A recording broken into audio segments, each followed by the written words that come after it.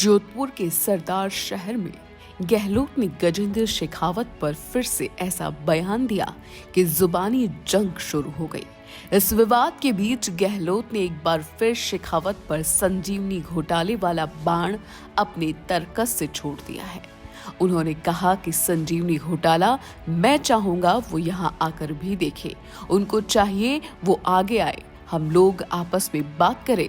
अगर वो निर्दोष है जैसा वो दावा करते हैं तो हमें खुशी होगी कि आप निर्दोष साबित हो। उन्होंने कहा कि हम लोग आपस में चर्चा करें और जो लोग पीड़ित बेचारे हैं, किसी के 50 लाख, किसी के 80 लाख, 1 करोड़, कोई कल्पना नहीं कर सकता। ऐसे लोग जिनकी पूरी पेंशन की पेंशन गायब हो गई, गहने बेच के दिए, उधार दिए कि ब्याज अच्छा मिल जाएगा, वो तकलीफों में है। उन तकलीफों को हम हटाएं। हम चाहते हैं उनकी जो समस्या है वो कैसे हल हो, इसलिए हम चाहेंगे कि गजेंद्र सिंह शेखावत जी खुलकर बात करें। इधर गहलोत के बयान पर केंद्रीय मंत्री गजेंद्र सिंह शेखावत ने भी शायराना अंदाज में पलटवार किया। उन्होंने कहा कि मुझे बदनाम करने से तुम्हारा काम बनता है, तो चलो एक एहसान हो तो सही। अशोक गहलोत जी अपने पुत्र का राजनीतिक करियर बनाने के लिए संजीवनी क्रेडिट कोऑपरेटिव सोसाइटी प्रकरण में मेरा नाम घसीटकर मुझे कलंकित करने के प्रयास में बुरी तरह असफल रहे हैं। उच्च न्यायालय ने भी मुझे दोष मुक्त माना है।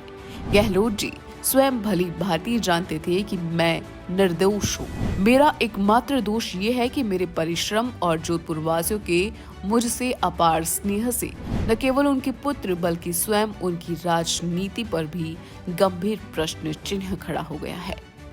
बात गजेंद्र सिंह शेखावत की सही है क्योंकि उनको उच्च न्यायालय से क्लीन चिट मिल चुकी है।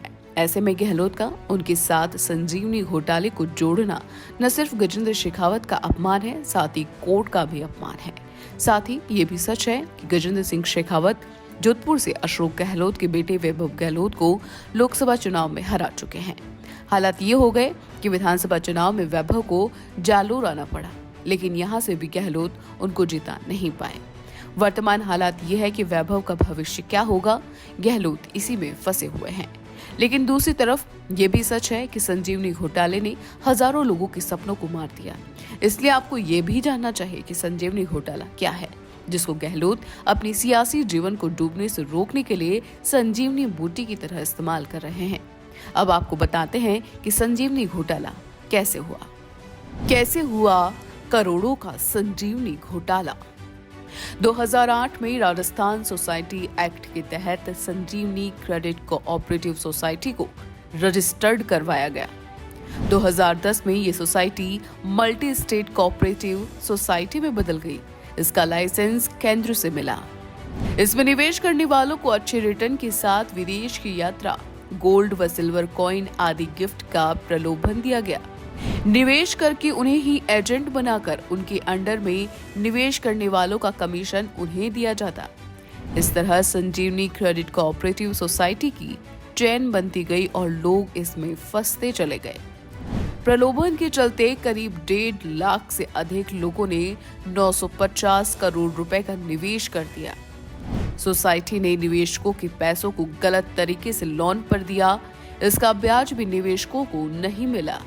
सोसाइटी की लेखा पुस्तकों में 1100 करोड़ के ऋण दिखाए गए।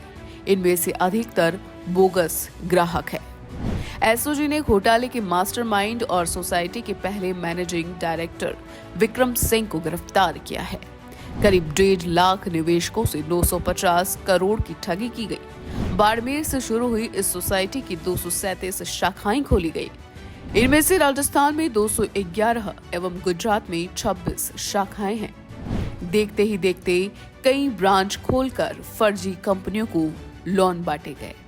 राजस्थान से करीब 1,46,991 निवेशकों से 950 करोड़ से अधिक की ठगी की गई। सोसाइटी की लेखा पुस्तकों में 1,100 करोड़ रुपए के ऋण दिखाए गए हैं। इनमें से अधिकतर बोगस ग्राहक है। ऐसे में बोगस ऋणों की संख्या करीब 55,000 है एवं औसत ऋण प्रति व्यक्ति करीब 2 लाख है। कुल ऋण करीब 1100 करोड़ रुपए का दर्शाया गया है। एसओजी की पड़ताल के दौरान कई गिरफ्तारियां हुई और हजारों खाते जांच में फर्जी साबित हुए। इस घोटाले के मास्टरमाइंड और सोसाइटी के पहले मैनेजिंग डायरेक्टर विक्रम सिंह की गिरफ्तारी हो चुकी है। दरअसल केंद्रीय मंत्री गजेंद्र सिंह शेखावत संजीवनी घोटाले के मास्टरमाइंड और मुख्य आरोपी विक्रम सिंह के नजदीकी बताए जाते हैं। शेखावत व विक्रम सिंह की इथोपिया की तस्वीरें भी सोशल मीडिया पर है। इनमें दोनों के बीच अतरंगता झलकती है। पीड़ितों का कहना है कि कंपनी में निवेश के समय केंद्रीय मंत्री शेखावत का नाम प्रमुखता से ही लिया गया था। विक्रम सिंह ने शेखावत और उनके साथ की फोटो और उनका शेयर में होल्ड आदि दिखाकर निवेश करवाया था और कहा था कि शेखावत उनका पैसा नहीं डूबने देंगे। हालांकि जांच और कोर्ट के फैसले में शेखावत के शामिल होने की कोई सबूत नहीं मिले। ब्यूरो रिपोर्ट, पीके टाइम्स, जयपुर। मरुधरा से खुद को जोड़ने के लिए सब्सक्राइब करें और बने रहें पीके टाइम्स के साथ।